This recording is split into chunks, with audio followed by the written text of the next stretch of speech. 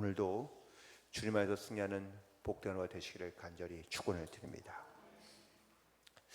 여러분, 우리가 받은 하나님의 은혜는 얼마나 클까, 얼마나 많을까라는 것을 우리가 일일이 하나하나 다 기억하거나 세지 못할지라도 우리가 받은 은혜가 분명히 큰 줄로 믿습니다.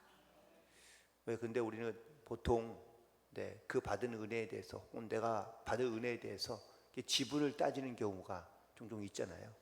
내게 주신 하나님의 은혜 가운데 내 지분은 얼마나 될까라는 것을 한번 생각해 보게 됩니다.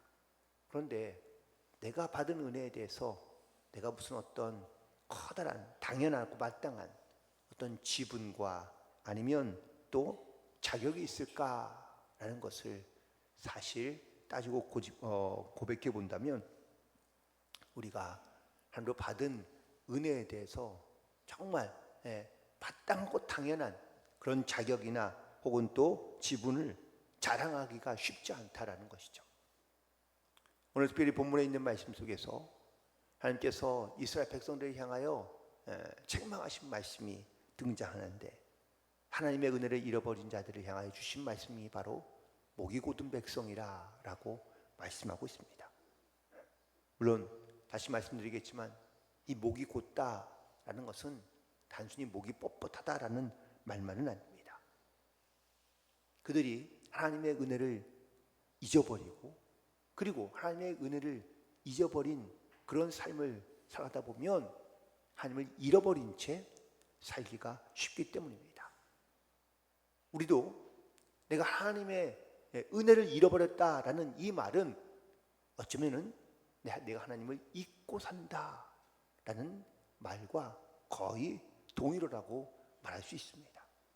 어느 순간부터 내가 주님의 은혜와 하나님의 은혜를 잊어버리고 불평과 원망으로 살기 시작하며, 또한 하나님을 향한 겸손함과 혹은 또 순종이 아닌 목이 뻣뻣한 백성으로 살아가다 보면 금방 하나님을 잊어버리고 하나님을 잃어버린 채 살아갈 수밖에 없기 때문입니다.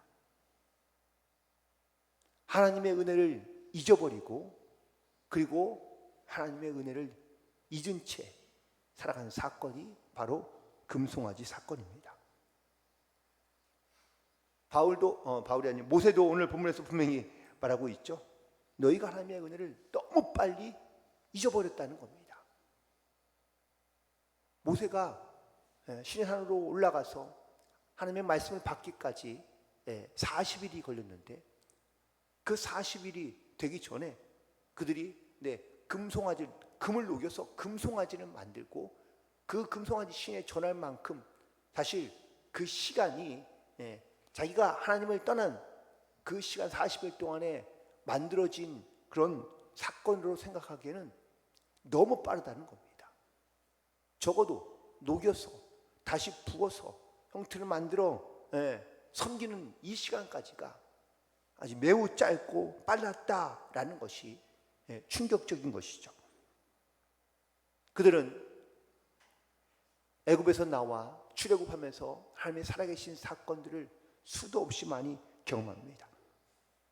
하지만 그 수많은 하나님의 은혜들을 경험하면서도 금방 아주 빨리 잊어버리는 것이 바로 이 목이 뻣뻣한, 목이 곧은 백성의 특징이라고 말할 수 있고요. 그리고 그 목이 곧은 백성의 마지막 결정적인 모습이 바로 이 금송아지 사건이라는 것을 깨닫게 됩니다.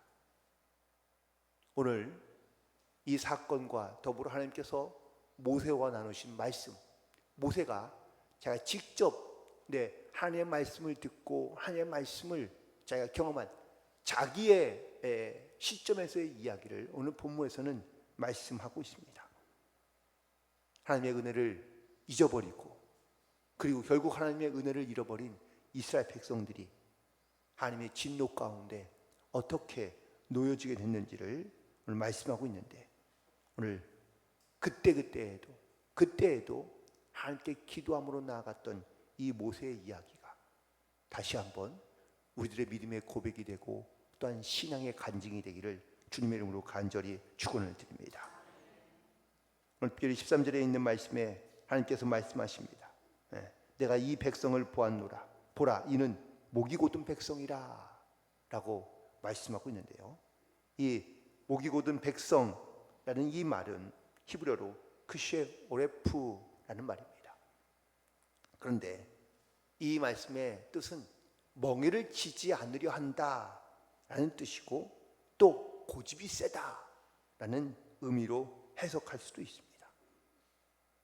그래서 이 목이 곧은 백성이란 말을 다시 한번 재해석하면 하나님의 뜻을 따르지 않으려고 억지로 버티고 있는 모습, 또 하나님의 말씀에 불순종하며 몸부림치고 있는 모습, 하나님의 통제와 말씀에서 어떻게든지 벗어나려 하는 이스라엘 백성들의 모습, 틈만 나면 하나님을 섬기보다는 애굽에 섬겼던 신들을 기억하며 떠올리며 그 신들을 찾으려 하는 이러한 이스라엘 백성들의 모습이 아주 고집센, 절대 그 마음이 잘 바뀌지 않는 그런 목이 곧은 백성으로 선포되고 있으며 말씀하고 있다라는 사실입니다. 또한 성경에도 아주 재미있는 표현이 등장하는데 12절에 있는 말씀에 보면 하나님께서 모세에게 이렇게 말씀하십니다. 내게 이르시되 일어나 여기서 속히 내려가라. 내가 애굽에서 인도하여 낸 내 백성이 스스로 부패하여, 여기서 말하는 내 백성은 모세의 백성을 말하는 겁니다. 그런데 13절에 보면은 여기 또 내게 말씀하여 이르시되 내가 이 백성을 보았노라 라고 말씀하십니다. 어느 때에는 이스라엘 향하여 자기 백성, 내 백성이라고 말씀하신 하나님이 지금 하나님을 잊어버리고 금송아지를 만들어 섬기고 있는 이스라엘 백성들 하여 내 백성이 아니라 누구의 백성이라고요?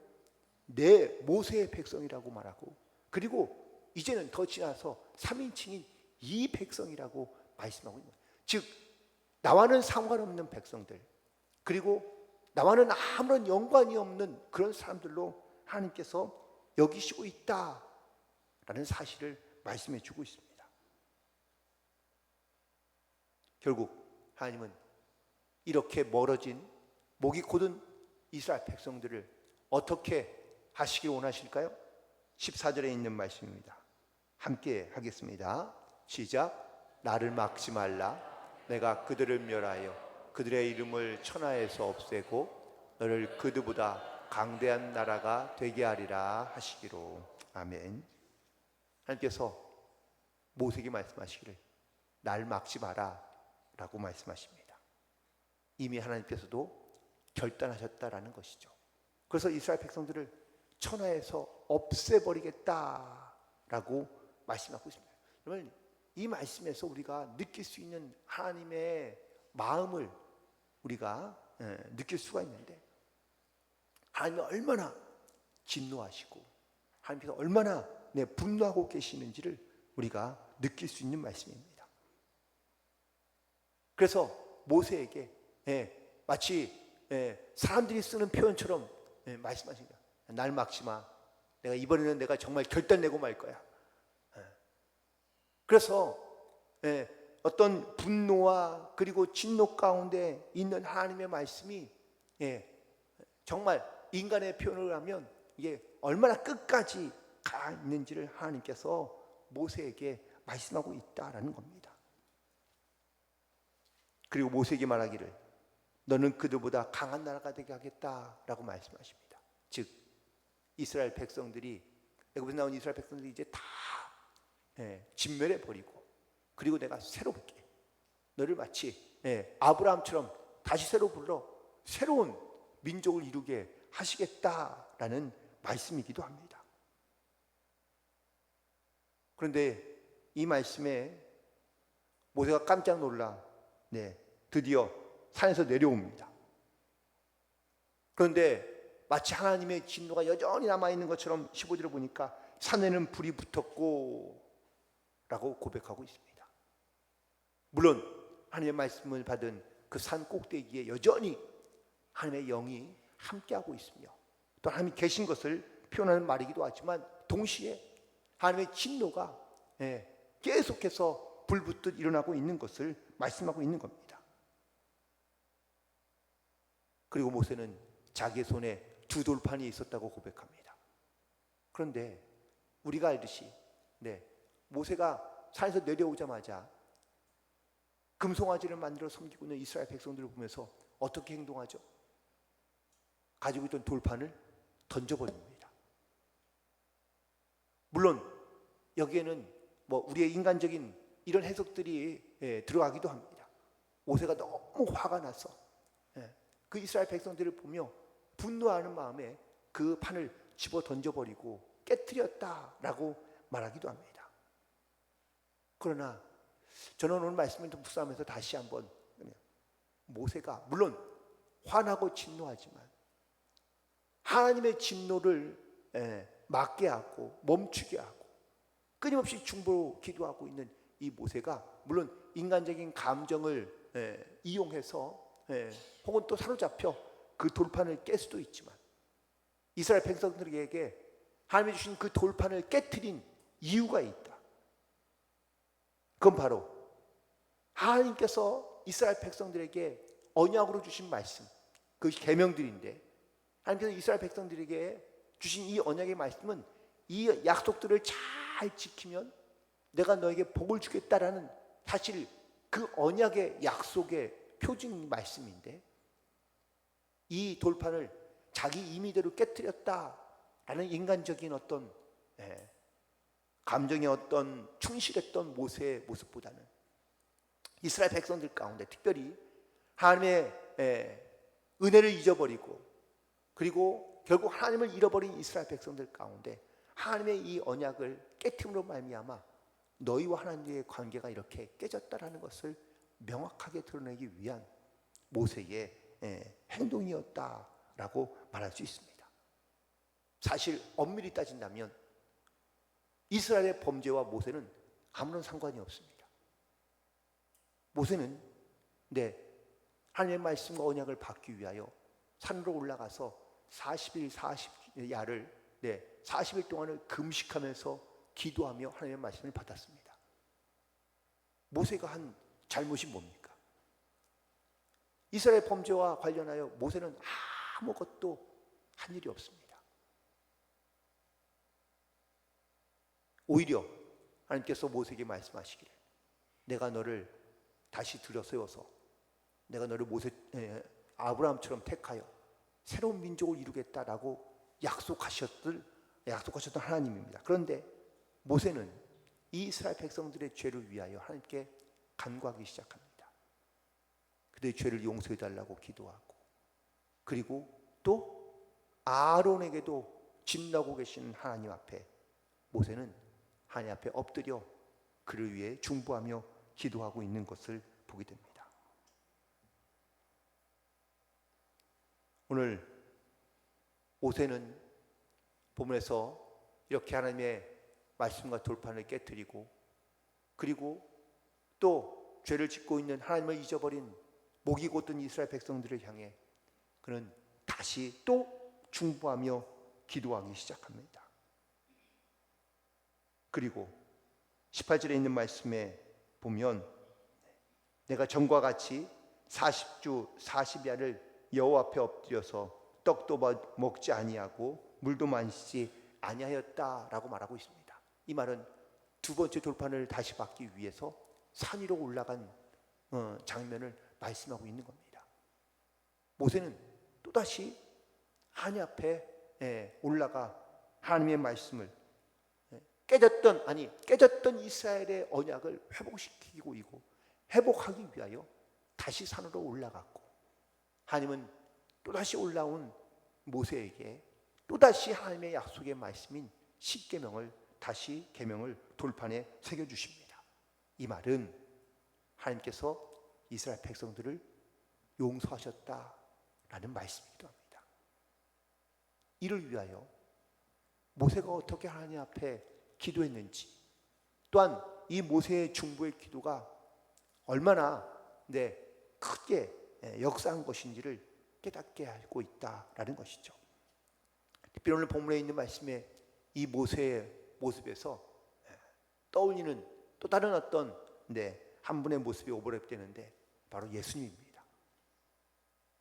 우리는 죄인이고 죽을 수밖에 없으며 심지어 하나님의 은혜를 잊어버리고 또 하나님을 잃어버린 채 세상 가운데 여전히 죄악 가운데 살고 있지만 주님께서 우리를 위하여 중보하며 기도하시고 또한 심지어 우리의 죄를 대신 지시고 십자가에 죽으심으로 말미암아 우리가 구원을 얻고 하나님의 자녀가 된 이런 놀라운 은혜 가운데 살아가게 되는 줄로 믿습니다.